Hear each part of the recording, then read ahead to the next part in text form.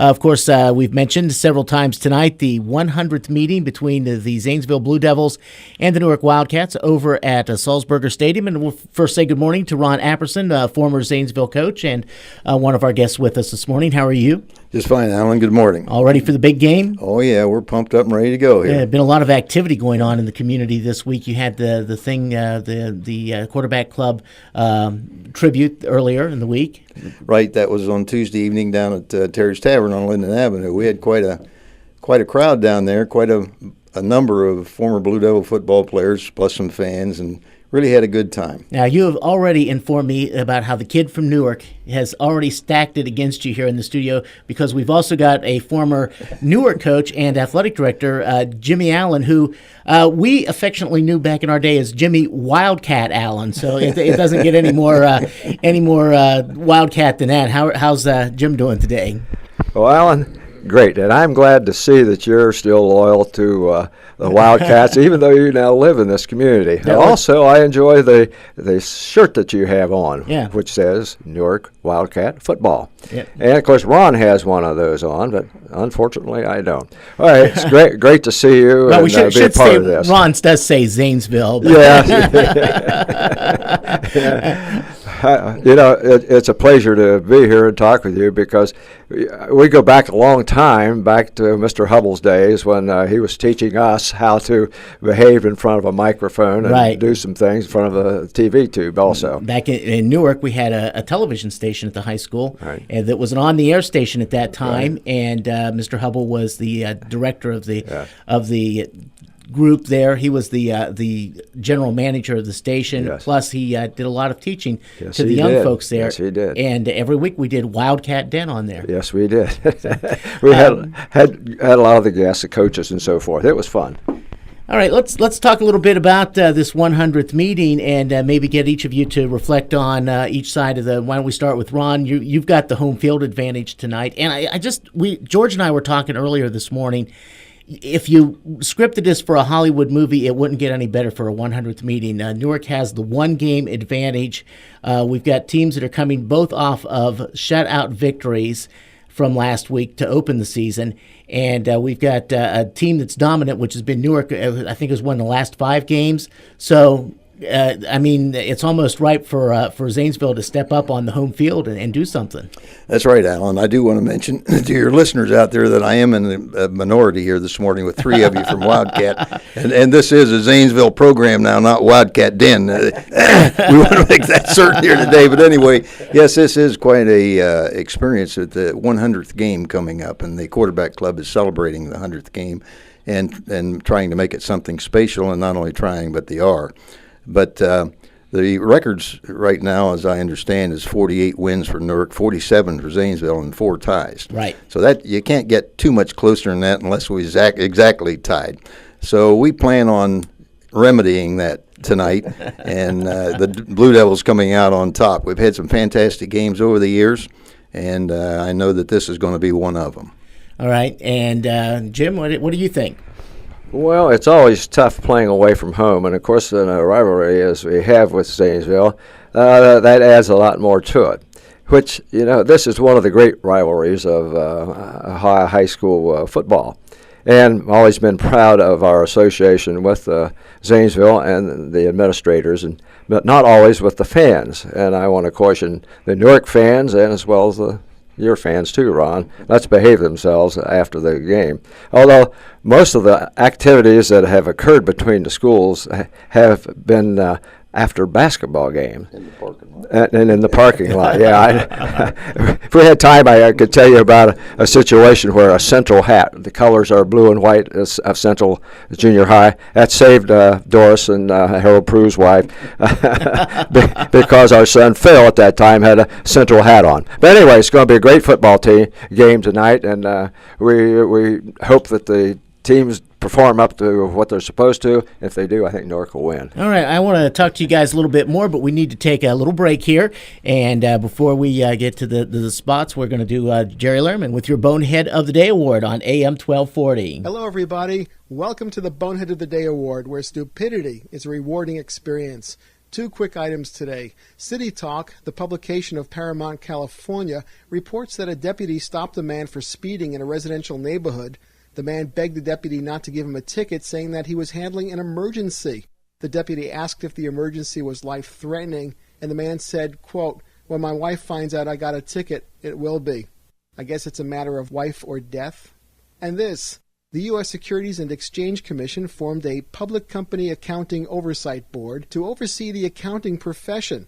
And the first thing the Public Company Accounting Oversight Board did was devote themselves annual salaries of $452,000, with the chairman to receive $560,000. And as the Chicago Sun-Times quips, this seems to suggest the need for a Public Company Accounting Oversight Board. And I'm Jerry Lerman from BoneheadOfTheDayAward.com. I think that the highest compliment that can be paid is when our employees trust their own loved ones to our care. I use the golden rule.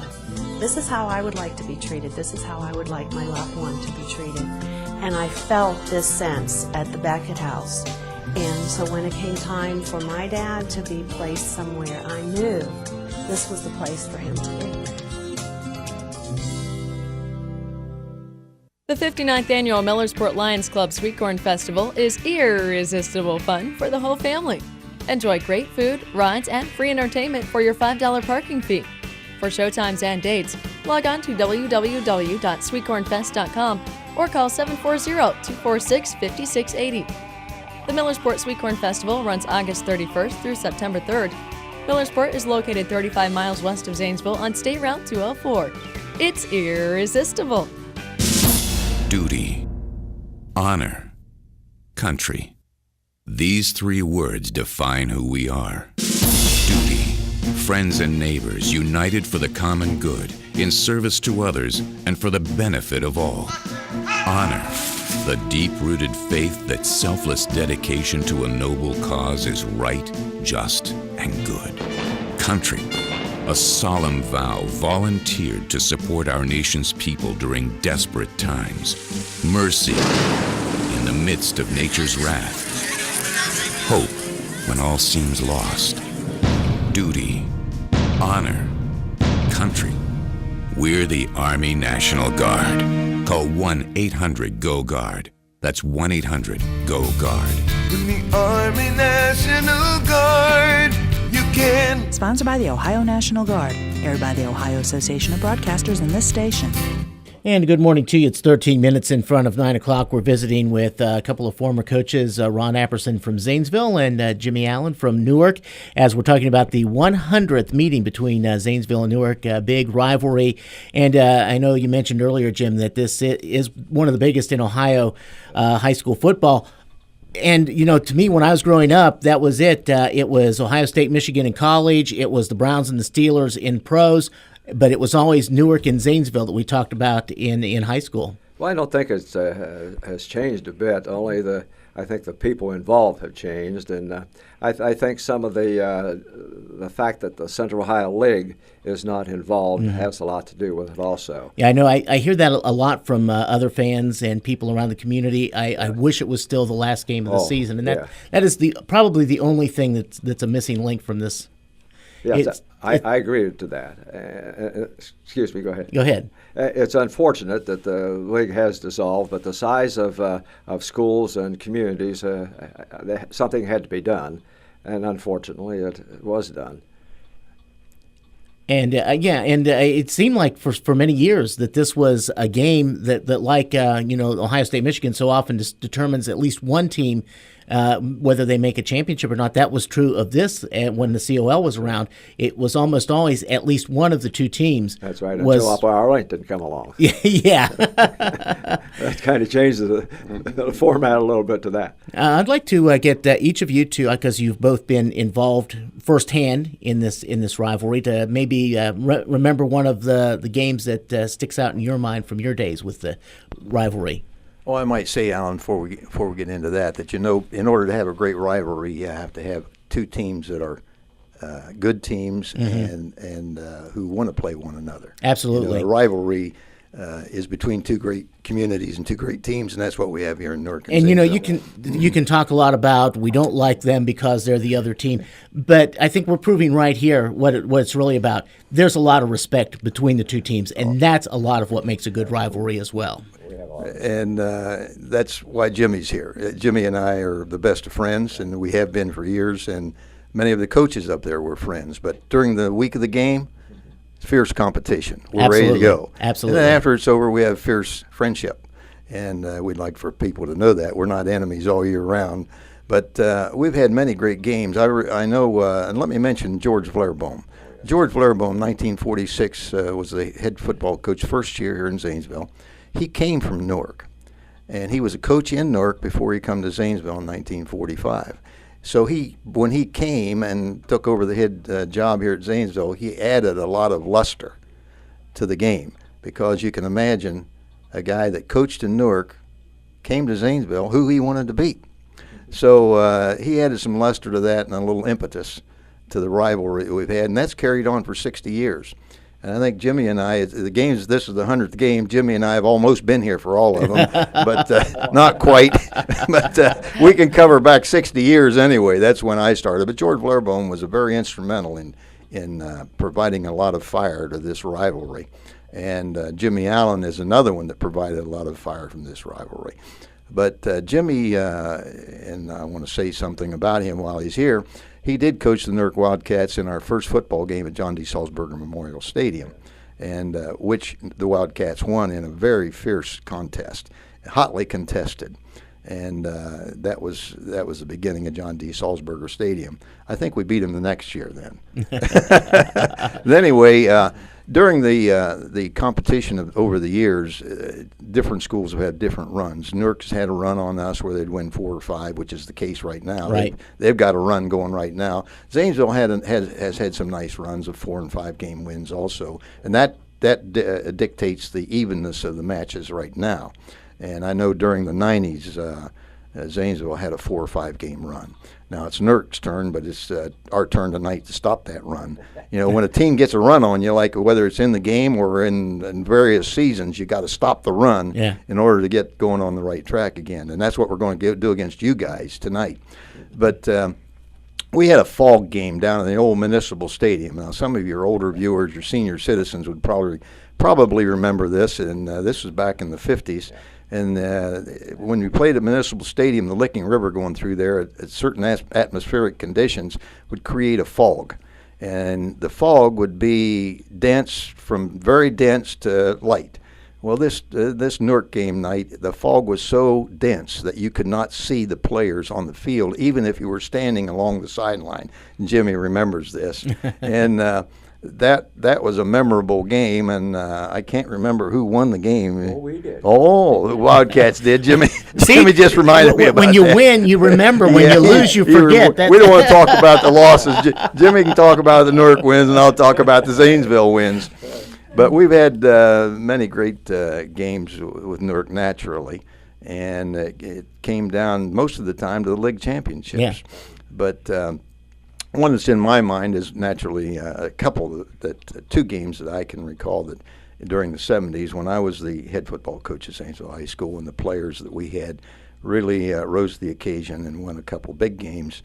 And one of those was in 72 when we won the Central Ohio League Championship. Our team had just beaten Upper Arlington the week before, and that was the first loss that Arlington had since they joined the league in 68. They'd won 34 straight games, and our Blue Devils were the first players to defeat them. Next week we played Newark, and Newark came down here 8-0-1, and we were in 7-2. We'd lost our first 2 games of the season, and we upset Newark and 12-7. They had a great football team and a great coach, Hoss Starr. Yeah. Which Hoss was going to come down Tuesday night, and the weather and so forth, he just couldn't make it. But anyway, that game sticks out in my memory, and wow, what a night that was. The next game that I remember specifically during my era was the 78 game when Newark again came down. It's the last game of the season. It was for the Central Iowa League Championship and the regional championship. And at that time, you had to win the regional championship in order to get into the state playoffs. There wasn't anything under the winner. And so which meant that you were already in the semifinals if you won the game. Newark came down 8-0-1. We were 9-0. Filled the stadium, as you can imagine, and what a fierce competition that was. And again, that's a memorable, a nice memory for me and our players and our community as we won 16-7. So I'll let Jimmy have it here, Yeah, and he can tell you a little bit about the Wildcats. That'd be good. Jim, some of the games that you remember. Well, I remember the first game that I participated in as a coach at Newark High School. Ron Apperson and a guy by the name of Mike Coleman were the two backfield scars. This is 1952, I believe. And of course, Ron was a star. He had a lot of speed and so forth, but he also had a good team that blocked for him. But that was, and Zanesville just pulverized us that year. Then I remember the night that the stadium was dedicated, and of course George Verblum was a coach. And incidentally, George's wife is still alive and lives in Florida. She's rather elderly, of course, but we enjoy talking with her occasionally. But there have been some great people. I want to talk about some of the people. George Verblum, great friend, and of course the Burriers, Jim and Liz, and Jim was the principal for many years, and Liz the teacher, and I think cheerleader advisor too for many years. And of course we come on down to the present time. And I think that the Zanesville tradition is coming back because this guy is sitting next to me. He's done a lot to help the spirit of the Zanesville football teams and the community. And I'm proud to be associated with him. Tonight's game should be a dandy. I would guess that the interest has been probably peaked at this particular point for the Zanesville Blue Devils. I'm hoping that Newark is reaching the same peak and will not come down and expect them to fall over. I know we're running a little bit of short time. We are so get up against it here a little bit. Yeah, so anyway, there are many, many great memories of the rivalry between Newark and Zanesville and the great people that we have met here at Zanesville. All right. Well, I want to thank both you gentlemen for stopping in today and talking about the game. And I know it's going to be exciting. 100th meeting, I mean, that's enough to put some excitement in it right there. Of course, it's a long-time rivalry. And 7:30 tonight is the kickoff. If you can't be at the game, I'd love to see, like Jimmy was just saying, that stadium filled on both sides again tonight and just to have a real good time with everybody.